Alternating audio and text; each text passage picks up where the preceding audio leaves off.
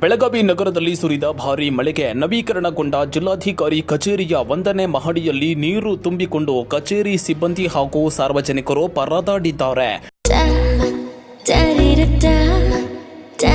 ಮತ್ತೆ ಮತ್ತೆ ಸವಿಯಬೇಕೆನಿಸುವ ಮೃದುವಾದ ನಂದಿನಿ ಪನ್ನೀರ್.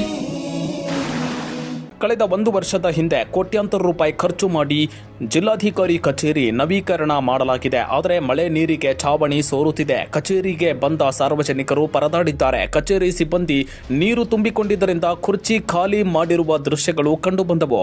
ಇನ್ನು ಕೆಲ ಅಧಿಕಾರಿಗಳು ತುಂಬಿದ್ದ ನೀರಿನಲ್ಲೇ ಕುಳಿತು ಕೆಲಸ ಮಾಡಿದ್ರು. ಕಚೇರಿಯ ಲೆಕ್ಕಪತ್ರ ವಿಭಾಗ, ಗಣಕಯಂತ್ರ ವಿಭಾಗ, ಸಾರ್ವಜನಿಕರ ವೇಟಿಂಗ್ ಏರಿಯಾ, ಇಂಟರ್ನೆಟ್ ರೂಮ್ ಸೇರಿದಂತೆ ಅನೇಕ ಕಡೆ ನೀರು ತುಂಬಿಕೊಂಡಿತ್ತು. ಇನ್ನು ಜಿಲ್ಲಾಧಿಕಾರಿ ಕಚೇರಿಯ ಅನೇಕ ಕೋಣೆಗಳಲ್ಲಿ ರಸ್ತೆ ಮೇಲೆ ನೀರು ಹರಿದು ಹೋಗುವಂತೆ ನೀರು ತುಂಬಿಕೊಂಡಿದ್ದು ಈ ಅವಾಂತರಕ್ಕೆ ಕಳಪೆ ಕಾಮಗಾರಿಯೇ ಕಾರಣ ಅಂತ ಹೇಳಲಾಗ್ತಾ ಇದೆ. ಒಟ್ಟಿನಲ್ಲಿ ಒಂದೇ ಮಳೆಗೆ ನವೀಕರಣಗೊಂಡ ಜಿಲ್ಲಾಧಿಕಾರಿ ಕಚೇರಿಯಲ್ಲಿ ನೀರು ತುಂಬಿಕೊಂಡಿದ್ದು ಅಧಿಕಾರಿಗಳು ಮತ್ತು ಜನ ಪರದಾಡಿದ್ದಾರೆ.